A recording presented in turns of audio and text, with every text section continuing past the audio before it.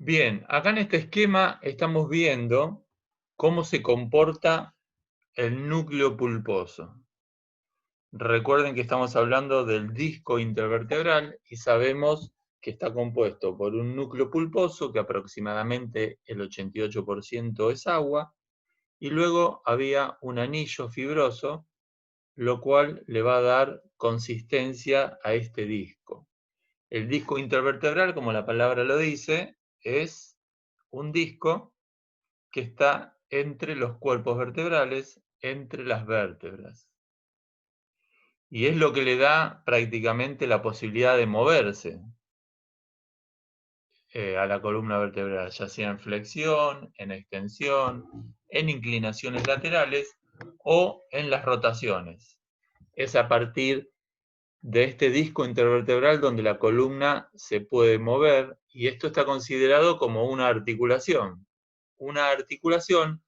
que tiene las posibilidades de moverse en los 3 planos, es decir, tiene 6 movimientos: flexión, extensión, inclinación hacia la derecha, inclinación hacia la izquierda, rotación hacia la derecha y rotación hacia la izquierda. Bien, entonces, acá estamos viendo este primer plano que está encima y este otro. Son los cuerpos vertebrales. El dibujo está simplificado para poder comprenderlo. Como el núcleo pulposo se comporta lo que se llama en mecánica como una rótula, tanto como la rótula que tenemos en la rodilla o como la rótula de un automóvil en el sistema de transmisión. Entonces podemos observar en estos dos planos que están paralelos, el núcleo está estable y está ubicado en el centro. Como le dije antes, si realizamos un movimiento de flexión o de extensión, el núcleo pulposo sufre modificaciones porque tiende a desplazarse. Si en esta vértebra que está aquí en la parte de arriba se genera una flexión, vemos cómo el núcleo tiende a deformarse y lo hace hacia atrás. Pensemos al núcleo como si tuviésemos un globo lleno de agua entre medio de esos dos planos. Entonces vemos cómo ese globo puede amortiguar las presiones entre los dos cuerpos vertebrales y a su vez cómo va a sufrir el desplazamiento, así las vértebras se muevan hacia un lado o hacia el otro. Siempre el núcleo pulposo se va a desplazar hacia el lado opuesto de donde se están moviendo las vértebras. Si las vértebras se inclinan hacia adelante haciendo una flexión, por ejemplo, cuando nos vamos a atar los cordones, el núcleo pulposo sufre una deformación y tiende a irse hacia atrás. Sucede lo contrario en la extensión. Cuando estamos haciendo ejercicios espinales, al generar la extensión de la columna, el núcleo pulposo se desplaza hacia adelante. Y así sucesivamente con todos los movimientos que puede realizar la columna. Bien, ahora, ¿para qué sirve el DIV? ¿Para qué sirve el disco intervertebral? El disco intervertebral le da estabilidad a la articulación y genera como un estado, como dice aquí el texto, de precompresión. ¿Qué quiere decir esto?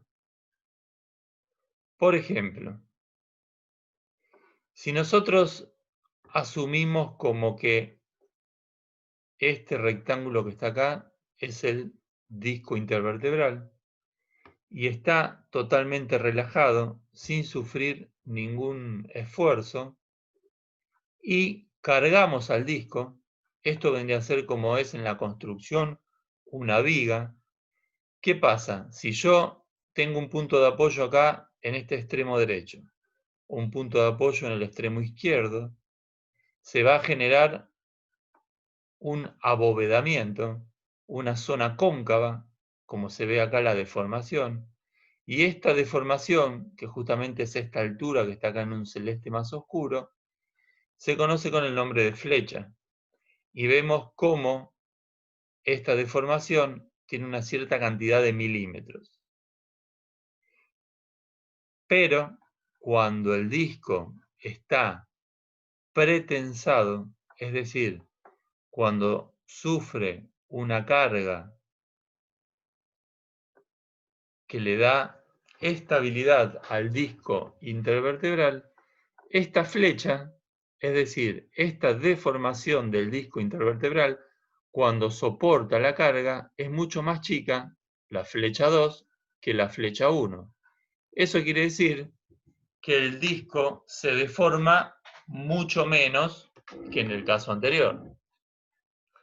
Entonces, ese estado de pretensión que le da el disco intervertebral y precisamente el núcleo, le va a dar más estabilidad a la columna.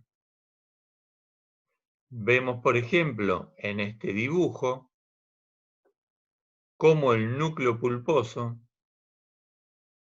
la vértebra, al sufrir esta fuerza que trata de comprimir las dos vértebras, pero la fuerza no cae justo en el centro de gravedad, sino que está desplazada hacia la derecha, vemos cómo el núcleo tiende a desplazarse hacia atrás, generando esta flecha y esta pequeña deformación en el disco intervertebral. Profe,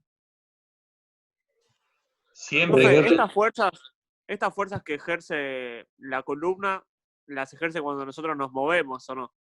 exactamente, cuando nosotros nos movemos, todas estas fuerzas se van como disipando y se van absorbiendo en el disco intervertebral. La mejor manera de que la columna vertebral no sufra ningún deterioro y tenga mayor estabilidad es justamente como columna. La desventaja que tiene la columna, o vamos a decir el principio doble o la función doble que tiene que cumplir la columna vertebral, son antagónicos, son contradictorias, pero las tiene que cumplir muy bien. Una es ser resistente y someterse a cargas, y por el otro lado tiene que ser flexible. Entonces parece ser como un antagonismo que es perjudicial para la columna. Que es perjudicial cuando a la columna, y ustedes, yo quiero que entiendan la palabra columna como un eje vertical, como sucede en cualquier construcción, una columna, cuando tenemos que armar una propiedad, las columnas están verticales y son totalmente rígidas, tienen un pequeño movimiento, pero son verticales. Nuestra columna soporta muy bien las cargas cuando la columna está vertical. Si yo a mi columna la inclino hacia un lateral y encima tiene que soportar una carga, es probable que se lesione y sufra algún traumatismo. ¿Está? Bien. Entonces, este disco intervertebral hace las veces, como les dije de la clase anterior, de un sistema de amortiguamiento. Si yo acá tengo, por ejemplo, un cuerpo vertebral y el otro cuerpo vertebral, someto a las vértebras a una carga, como puede ser acá este peso, vemos que el disco intervertebral se comprime y después hay como un efecto rebote de descompresión. Es como si fuese un caucho, una goma, donde yo aprieto y ejerce como un efecto de rebote, que primero se comprime, se adapta y después vuelve a estabilizarse y soporta mejor la carga. Acá tengo en este dibujo cómo sería ese principio de autoestabilidad cuando someto a un esfuerzo de compresión al disco intervertebral, se va a comprimir y automáticamente sufre una reacción por el núcleo que hace las veces de autoestabilización de la columna. Entonces, entre este disco que no está cargado y este disco que está cargado, va a sufrir y va a adaptarse con este amortiguamiento para tomar esta nueva posición. Eso es lo que se conoce como autoestabilidad de la columna vertebral. Se comprime, pero luego se vuelve a recuperar por más que la fuerza la siga soportando. Y esta Profe, autoamortiguación, ahí voy Florencia, sucede sí. aproximadamente en un segundo del esfuerzo. Sí, te escucho. La clase pasada había una figura que aparecían dos discos que hablaba de la constitución funcional de la vértebra. ¿Vendría a ser eso? Que es el amortiguador que decía lo de los ligamentos y los músculos de la parte del pilar posterior. Bien, sí, Eso sí, vendría a sí. ser lo que hace que se destense, que aparecía como figura mecánica en la parte de los discos un resorte y la parte de atrás como si fuera un tensor. Exactamente, sí, es así. Lo que estamos hablando ahora, dentro de esa parte funcional, como lo decís vos, es el pilar anterior. Recuerden que esa parte funcional estaba constituida por el pilar anterior, el punto de apoyo, que son las articulaciones interapoficiarias, y un pilar posterior. El pilar anterior era pasivo y el pilar posterior es la parte muscular y es activo. Está buena esa observación, es así. Muy bien. ¿Cómo es la migración de agua en el núcleo pulposo? Les dije que el núcleo pulposo tiene un 88% de agua, y cuando el núcleo pulposo o la columna vertebral, el disco intervertebral, está sometido a una fuerza de compresión, como simplemente el hecho de ponerse de pie, el agua del núcleo pulposo puede migrar y a su vez desplazarse. ¿Hacia dónde se desplaza? Hacia el interior de los cuerpos vertebrales. Pasa a través de los cartílagos, porque recordemos que esto es una articulación. El cuerpo, acá tengo este dibujito, el cuerpo de la vértebra tiene cartílago en la parte inferior y tiene cartílago en la parte superior. Entonces, cuando la vértebra, cuando la columna es sometida a un esfuerzo de compresión, simplemente por ponernos de pie, a lo largo de las horas, el agua migra hacia el interior de los cuerpos vertebrales y disminuye el espesor del div. Sucede lo contrario cuando estamos acostados, el agua retorna del cuerpo hacia el núcleo. Entonces, el núcleo se rehidrata, aumenta su volumen y el disco intervertebral adquiere más espesor. Miren lo que sería en este dibujo, que es un disco cuando estamos de pie, y acá es un disco cuando estamos acostados sin sufrir compresión. Adquiere más volumen de agua y el disco se ensancha y adquiere más espesor. Por ejemplo, acá vemos cómo cargándole un peso al disco intervertebral va disminuyendo el grosor del disco hasta que cuando liberamos, el disco se va recuperando, el núcleo pulposo se va hidratando y va retomando su espesor inicial. Esto es a lo largo del tiempo, en horas. Y es lo que habíamos hablado en la clase pasada, que a veces dicen, estuviste con fiebre, 2 o 3 días en cama y te levantaste más alto. Es cierto, los discos intervertebrales se hidrataron, no sufrieron compresión, no perdieron espesor y a lo mejor tiene 2 o 3 centímetros más esa columna. Perfecto. Profe, yo había leído que según el espesor del disco, como que podés tener más movilidad. Claro, cuanto Te da más más movilidad. Cuanto más espesor tiene el disco, imagínense al disco intervertebral, si le queremos poner, no sé, goma eva, sería, depende el disco de si es cervical, torácico o lumbar. Claro, porque hablaba de la proporción que tiene con cada vértebra. Claro, los discos intervertebrales que son de mayor tamaño y de mayor espesor, son los discos lumbares. Aproximadamente tienen algunos 2 centímetros de espesor. Y tengan en cuenta el concepto que la columna vertebral va soportando el peso corporal que está por encima de los cuerpos. Es decir, las vértebras cervicales tienen que estar capacitadas y el disco intervertebral para soportar el peso de la cabeza. Es así.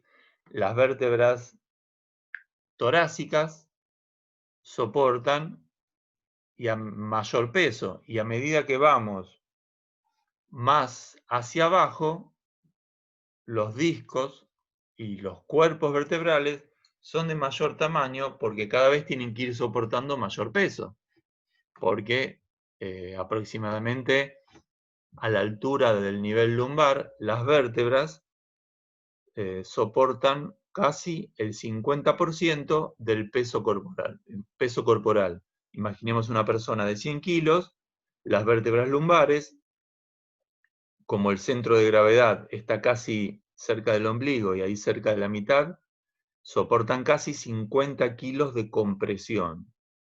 Las vértebras cervicales, vamos a suponer las más altas, solo soportan el peso corporal de la cabeza, o sea, qué sé yo, 3 kilos, 4 kilos, y esos discos son más chiquititos. Sí, te escucho. Claro, yo lo había leído que cada vez que descomprimís, como que tenés más volumen en el disco, entonces hay más flexibilidad. Entonces con los estiramientos y eso, por eso se logra más movilidad, digamos. Exactamente. O es lectura, más o menos. Sí, sí, sí. Profe, después la zona sacro y coxigea, ¿no tendría estos núcleos pulposos o ya no? No, las Porque vértebras, recordamos que el resto del peso del cuerpo se repartiría a las extremidades inferiores. exactamente, el sacro, que es como una especie de cuña, las vértebras sacrocoxígeas están fusionadas, generalmente todas, y bueno, soportan el peso corporal, pero lo van distribuyendo hacia los huesos ilíacos, hacia la pelvis, hacia la cabeza del fémur, y ahí se transmite hacia la articulación de la cadera, el cuello, el fémur, las rodillas, y así sucesivamente hacia abajo. Profe, Sí. una consulta entonces. Cuanto más espesor tiene el dip, soportan más peso, sería. Sí, tiene mayor capacidad para sufrir compresión y amortiguamiento. Cuanto más Buenísimo. espesor tiene, más ese efecto de amortiguación es más efectivo y puede soportar mayor carga. Miremos lo que pasa ahora cuando ese disco intervertebral está más delgado o a veces el anillo comienza a romperse. ¿Qué pasa? Vamos desde un máximo hacia un mínimo. Yo tengo acá, en esta figura 48, el disco intervertebral totalmente sano, bien hidratado y de un buen espesor. Si yo ahora retiro este disco intervertebral, ¿qué pasa? Y bueno, hay una vértebra y el otro cuerpo de la otra vértebra están tocándose. Y eso es una alteración. Eso es lo que ahí. genera el dolor. Y bueno, más allá del dolor, imagínate que no existiesen los discos intervertebrales en las vértebras. ¿Qué pasaría? No Y bueno, tendrías movilidad. y no habría movilidad, estaría totalmente fusionado. Entonces, vamos a ver ahora algunas situaciones intermedias, como, estoy leyendo un mensaje de WhatsApp también. Bueno, entonces, cómo el disco intervertebral, cuando se va deteriorando, cómo vamos perdiendo funcionalidad en la columna. Entonces, acá tengo la figura 48, el disco en perfectas condiciones.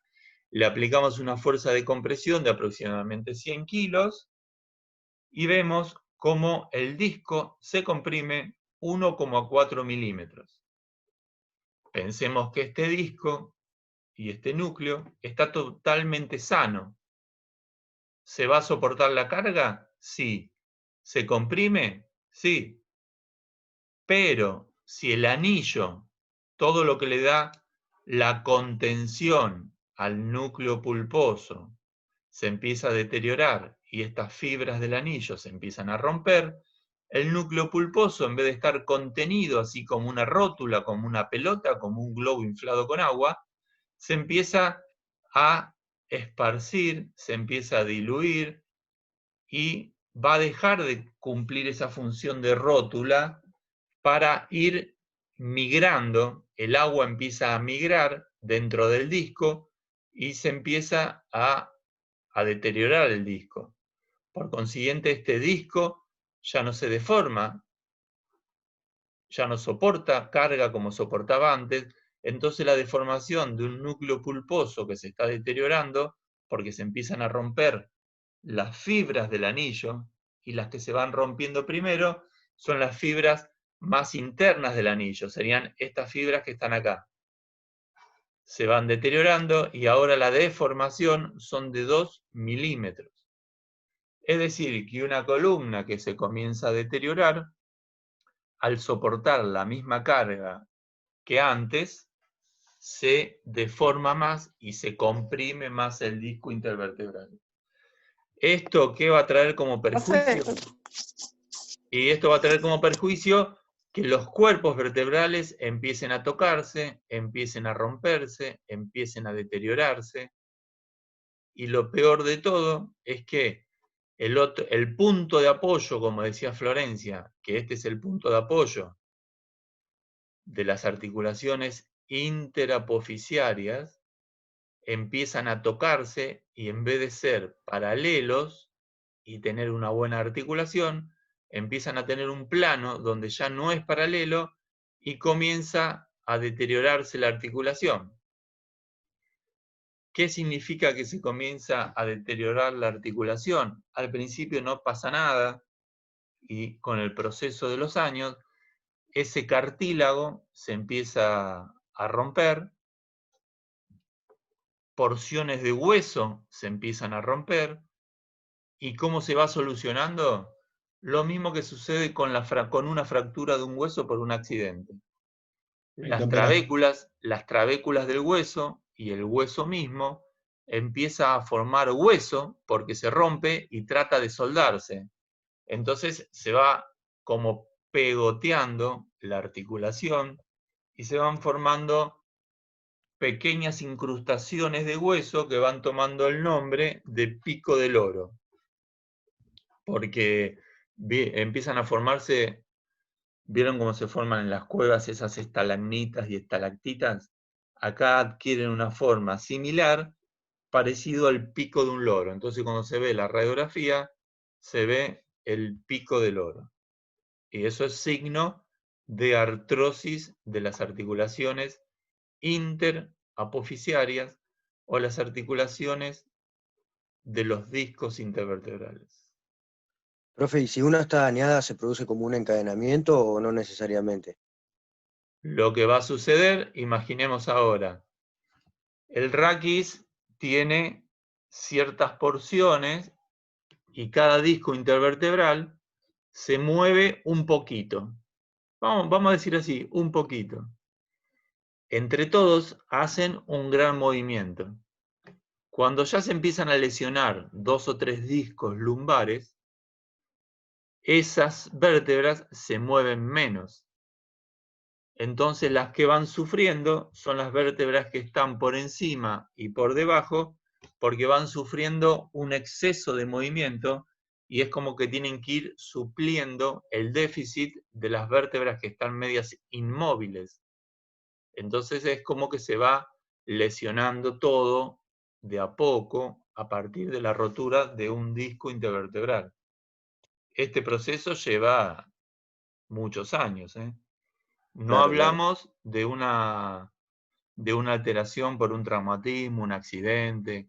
Hablemos de una persona que no hizo deporte competitivo y bueno, es normal que ya a los 50, 60, 70 años los discos intervertebrales estén bastante deshidratados, bastante disminuidos y las vértebras en algunos movimientos se empiezan a tocar y casi todos, el 90% de las personas, ya empieza a aparecer esos picos de loros que se ven en las radiografías.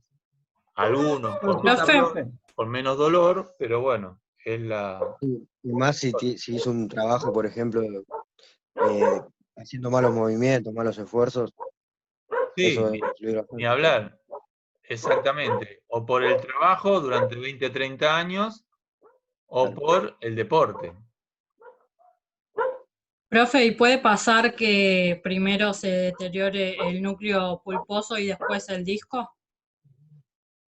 Bueno, cuando hablamos de disco, hablamos de los dos elementos. Hablamos del anillo fibroso y del núcleo. Primero, siempre, el núcleo pulposo no se deteriora porque es prácticamente líquido. Lo que se deteriora es el anillo. Entonces Sí, comienza a romperse el anillo y entonces el núcleo pulposo, que lo vemos acá, empieza a escurrir, empieza a migrar y a tratar de salir hacia los bordes del disco. Ah, ok. Bien. Profe, y Profe, una una consulta. consulta. Sí. Escuchemos. Que hable Eh, Flor. Bueno, vamos, Flor. Cuando está parado el disco, o sea, en el caso de que pase lo de la deformación de 2 milímetros, por ejemplo, que fue el ejemplo, el disco queda con 2 milímetros de deterioro. Con 2 milímetros de... Perdón, pensé que estaba hablando otra persona. Cuando la deformación se hace y es de 2 milímetros, cuando uno está parado queda así más chatito. Pero cuando uno se acuesta, el disco, ¿vuelve a la normalidad o va a quedar levemente deformado también? No, vuelve a la normalidad y hasta inclusive, depende de la cantidad de horas que estés acostado, ya a la noche se recupera y si vos estuviste 2 o 3 días acostado, se va a recuperar más todavía y van a estar más hidratados, van a ser de mayor espesor de lo normal. ¿Por qué? Y porque pasaron 24, 48 horas, 72 horas de no estar soportando carga de compresión, entonces el disco adquiere más espesor todavía.